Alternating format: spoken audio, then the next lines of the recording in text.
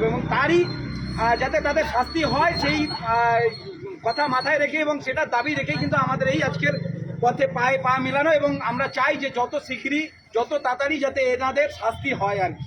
এটাই বলবো যে আমাদের এই পথ র্যালি বা এই আত্মহত্যা অভিযান এটা একদিনই শেষ হবে না, যতদিন না আমাদের এইরকম নোংরা লোক এই সমাজে রয়েছে যারা মানুষ কিন্তু মানুষ নয়, জানোয়ারের থেকেও অদম, পশু পাখিরা এদের থেকে ভালো হয়, তাদেরকে যদি দৃষ্টান্তমূলকভাবে এবং চিহ্নিত করে শাস্তি না হয় ততদিন আমাদের কিন্তু এই প্রতিবাদ চলবে চলতে থাকবে। এবং এটা কিন্তু এখন শুধু ভারতে নয়